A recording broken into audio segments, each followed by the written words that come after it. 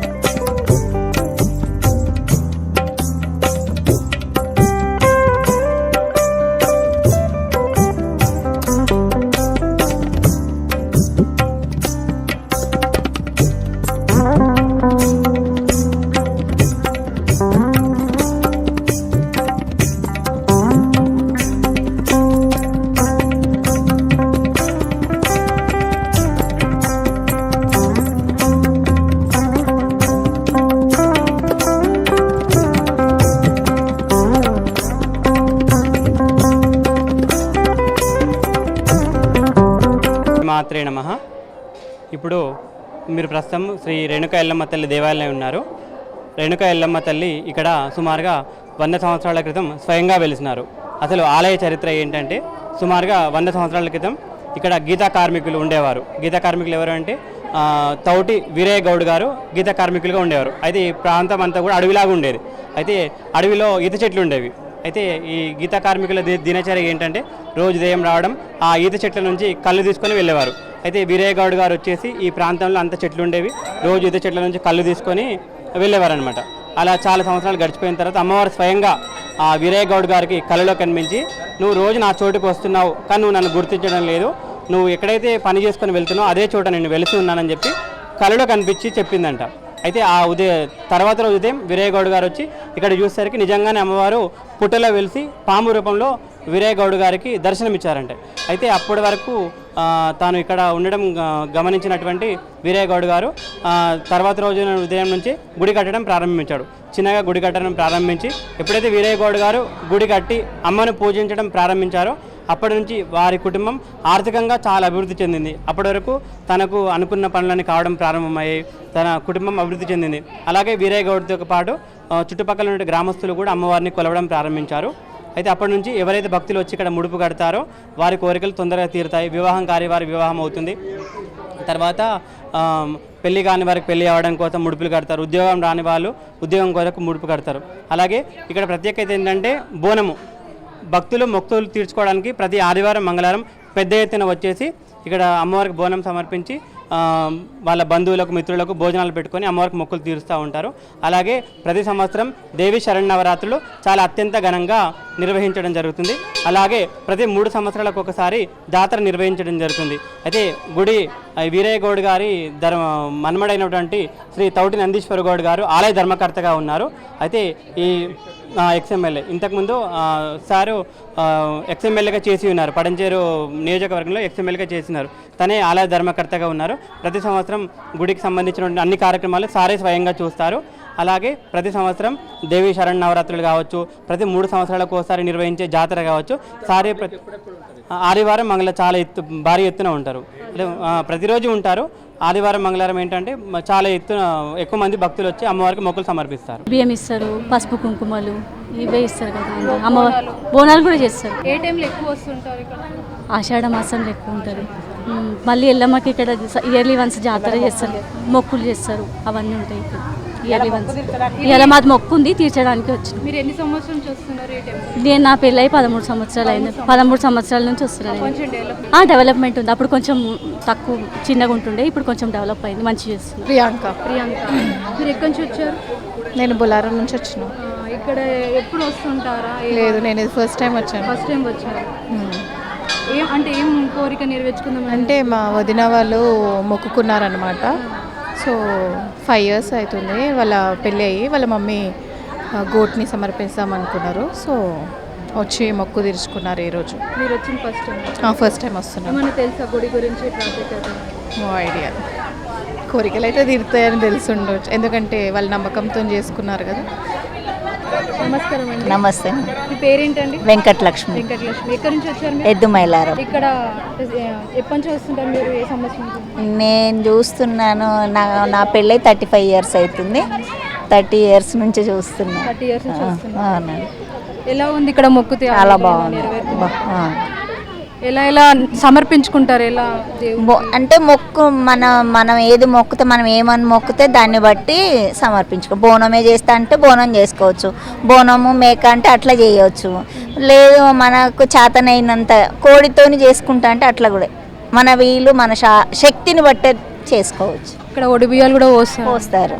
ఒడి బియ్యాలు, బోనాలు అన్నీ చేస్తారు. మీరు ఫస్ట్లో వచ్చినప్పటి నుంచి ఇప్పటికి డెవలప్ అయింది చాలా. ఇప్పుడే వచ్చినా నేను ఫస్ట్ టైం వచ్చారా ఇక్కడ? ఎలా ఉంటుంది ఇక్కడ? ఇప్పుడే వచ్చినా. ఫస్ట్ బాగానే ఉంది. మొక్కులు తీర్చుకోవడానికి అవును, మొక్కులు తీర్చుకోవడానికి వచ్చాం. మీరు ఎక్కడి నుంచి వచ్చారు? రుద్రారం నుంచి. రుద్రారం నుంచి. ఎప్పుడు వస్తుంటారు ఇక్కడ? వస్తుంటాం. ఎలా అనిపిస్తుంది ఇక్కడ మీరు? మంచిగా అనిపిస్తుంది. ఎప్పుడు వస్తుంటాం, చేస్తుంటాం ఎక్కువ సార్లు. ఇక్కడ ఎప్పుడు మీరు మొక్కులు తీర్చుకుంటుంటాం.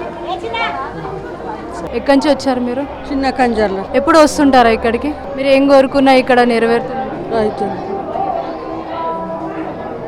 అంటే ఎన్ని సంవత్సరం చూస్తారు మేము 15 ఏళ్ళ సంది వస్తున్నాం. అప్పంచి ఇలానే ఉందా నిర్మాణం ఈ గుడి? బాగా అయింది ఇప్పుడు, డెవలప్ అయిందా అప్పంచది? అప్పుడు ఇంత జనము భక్తులు రాకుండేది, ఇప్పుడు ఎక్కువ అయ్యేది. ఏ భక్తులను అడిగినా కానీ ఏది కోరుకున్నా కానీ నెరవేరుతుందని చెప్తూ ఉన్నారు. ఇక్కడ బోనాల నుంచేని ఒడిబియ్యం పోసినా కానీ ఇంకా మొక్కుల ద్వారా ఏదైనా కానీ నెరవేరుతుందని అంటున్నారు. ఎక్కువ మాత్రం ఆదివారం మంగళవారం వస్తూ ఉంటారు. ఇది ఎక్కడో కాదు, పటన్ చెరువు శంకర్పల్లికి వెళ్లే దారిలో ఉంది ఈ రేణుక ఎల్లమ్మ దేవాలయం. కెమెరామాన్ సాయితో సంయుక్తం.